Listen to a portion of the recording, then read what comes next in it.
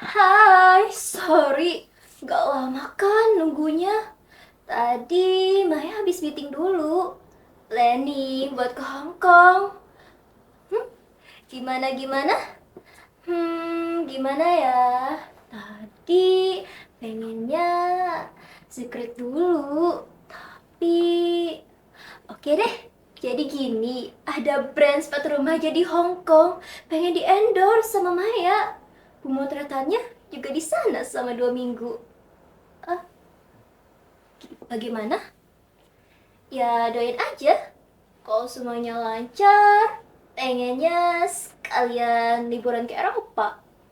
Pengen sekali lihat-lihat kampus di sana. Maya kan bentar lagi lulus SMA.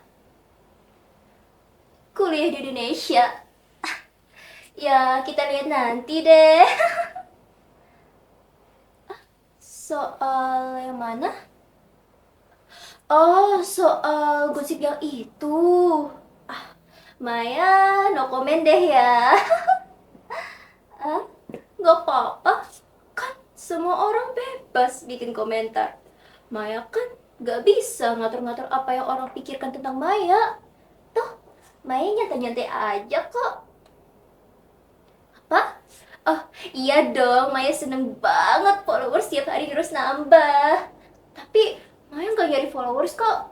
Yang penting Maya melakukan apa yang Maya suka. Maya sinetron. Belum ada yang cocok. Maya masih nyaman begini. Oke ya, kakak-kakak, sampai di sini dulu ya. Terima kasih. Halo. Iya, Mbak Lucy. Iya, manajemen Maya tadi sudah bicara soal kontrak. Kebetulan tadi meeting. Brandnya beda kok. Oke, nanti lagi sekalian di Singapura. Iya, Maya mampir. Iya tante, bye.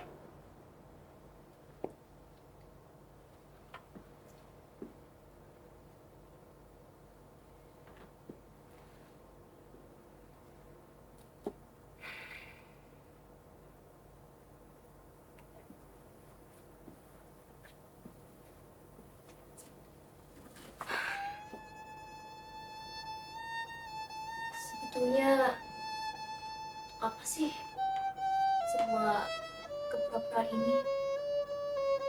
Cuma ilusi. Aku semakin tidak bisa membedakannya lagi.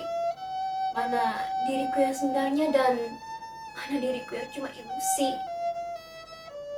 Tapi aku suka. Ilusi yang membuatku bahagia. Bebas mau jadi apa saja. Punya penggemar, followers, terkenal. Semua orang mengenalku. Tidak seperti kenyataan sebenarnya. Makin lama, aku makin percaya. Meski aku tahu semuanya palsu, pura-pura. Dan lama kelamaan, aku seperti tidak bisa keluar lagi. Aku menjadi ketagihan. Ketika kembali ke dalam diriku yang sebenarnya, dunia yang sebenarnya, aku merasa seperti orang asing. Semuanya membuatku kesepian. Aku bahkan tidak bisa lagi berbaur dengan siapapun. Ibu, ayah, atau teman-teman. Kepalaku isinya cuma ilusi, citraan. Semuanya palsu.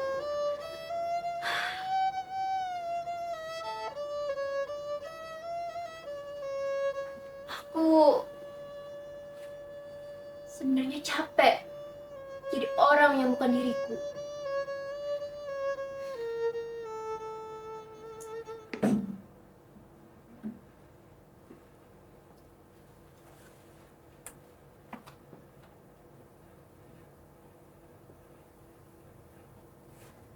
Kau semua sudah dicuci? Cabai, bawang, serai, daun jeruk.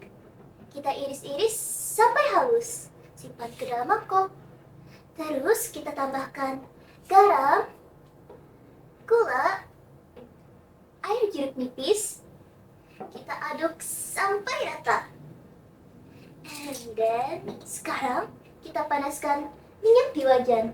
Lebih bagus lagi kalau minyak kelapa. Kita tunggu sampai panas. Nah, sekarang kita siramkan ke dalam mangkok.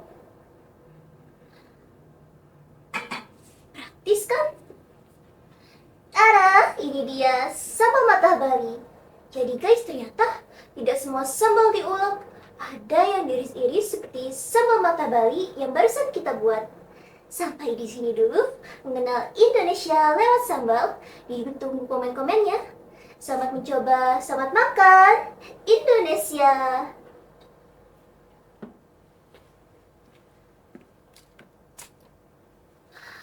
Yes, tinggal diedit. Minggu depan posting deh. Pas weekend.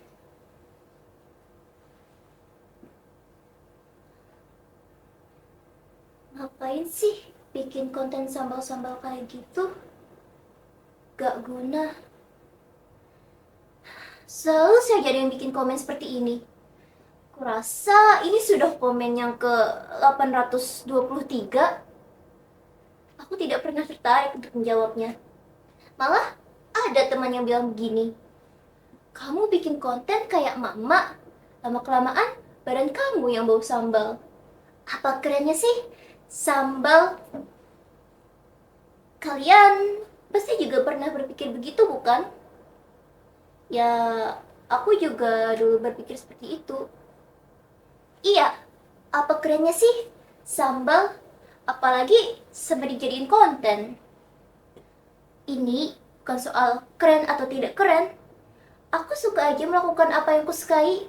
Sama itu baik buat diriku dan tidak merugikan orang lain. Untuk apa aku melakukan hal yang tidak kusukai? Walaupun kata orang tidak akan menjadikanku terkenal. Iya, semua orang pasti ingin dikenal dan terkenal. Tapi memangnya kenapa kalau kita tidak terkenal? Setelah aku mempelajari jenis dan belajar cara membuatnya, aku sekarang jadi tahu bahwa di Indonesia tuh ada banyak sekali jenis dan macam sambal. Unik-unik dan rasanya juga bermacam-macam. Ada yang pedas menyengat kayak sambal dadak atau sambal cipiuk di Sunda. Kalian harus deh merasakan betapa galaknya sambal yang satu itu. Juga harum daun kemanginya. Atau sambal yang pedas hangat kayak sambal ijo di masakan Padang. Sambal itu digiling kasar setelah direbus. Bayangkan, sambal ijo itu menimpa daun singkong rebus di atas nasi yang hangat. Atau paduan pedas dan asam seperti sambal dabu-dabu Manado. Begitu juga kalian harus merasakan deh sambal asam udang dari Aceh yang rasanya itu asam pedas. Pokoknya dari Sabang sampai Merauke ada banyak sekali sambal di Indonesia ini. Di masakan Sunda aja ada banyak sekali jenisnya. Begitu juga di masakan Padang, masakan Bali, Jawa, Makassar, Manado, dan Aceh. Jadi tidak cuma satu dua sambal. Sambal-sambal itu dipadu dengan bermacam-macam olahan. Seperti dengan ikan, udang, combrang, dan terasi seperti di Sunda. Di Sumatera namanya sambal belacan. Dari pamanku, aku dapat info. Di kampungnya, di Payakumbuh, ada yang namanya sambal unja. Ikan yang sudah diaduk dengan cabai yang sudah digiling, dimasukkan ke dalam bambu, atas diletakkan di atas bara. Iya, kayak lemang. Itu untuk konten berikutnya. Entah kenapa, kebanyakan di Indonesia itu banyak sekali yang suka makan sambal. Kata papaku, kunci rumah makan itu ada di sambalnya. Kalau sambalnya enak, masakannya juga ikut enak dong. Dari semua jenis sambal yang pernah aku buat, aku sekarang jadi tahu bahwa sambal itu bukan cuma sambal, tapi juga berhubungan dengan keadaan alam dan budaya yang mereka tinggali. Kalian tahu? Karena itulah budaya masyarakat yang tinggal di dataran tinggi atau pegunungan punya jenis sambal yang lebih banyak dan beragam ketimbang masyarakat yang tinggal di dataran rendah atau pesisir. Sambal mereka itu jauh lebih pedas. Sedang sambal-sambal di dataran rendah, biasanya sambal mereka itu bercampur manis dan asam, yang kebanyakan bahannya itu iris-iris.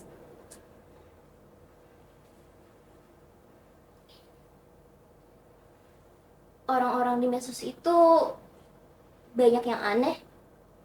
Salah satu keanehan mereka menganggapku aneh.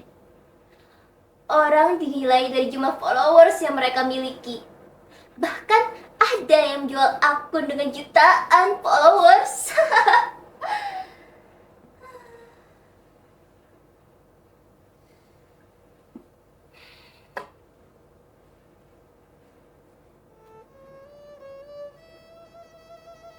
Sebenarnya sudah terlalu sering aku merasa sakit hati. Bukan oleh mereka yang mengomentari kontenku, bukan. Tapi oleh para lelaki yang malah mengomentari dandanan, pakaian, model hijab, bahkan wajah dan bentuk tubuhku. Nah, sekarang kamu kelihatan cantik dan seksi.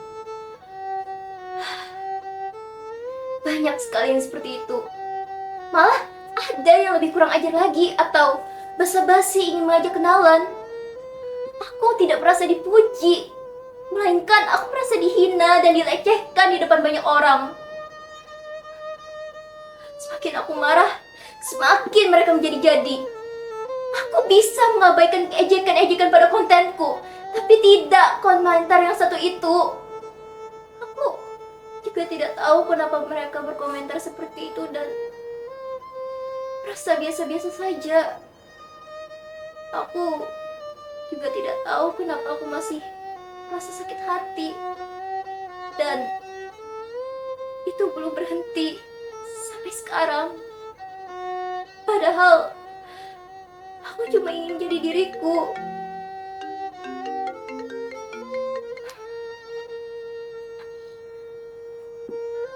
Halo, Maya.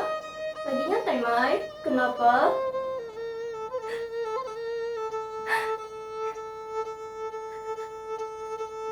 Terus, sekarang kamu di mana?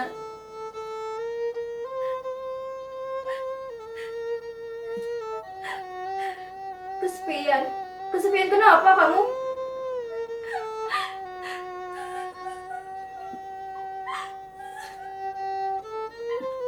Maya? Maya? Kenapa nangis? Maya? Maya? Halo?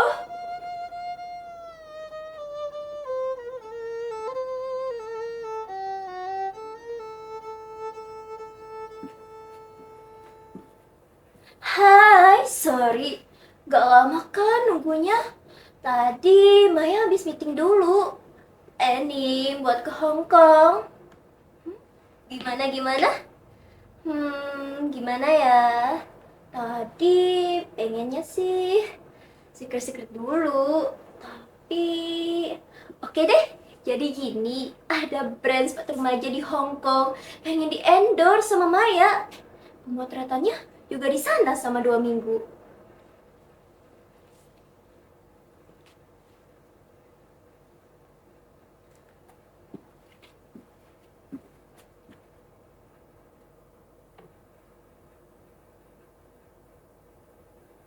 Aku sebenarnya capek sekali jadi orang yang bukan diriku. Tapi aku ngotot dan mempercayai bahwa itu adalah diriku.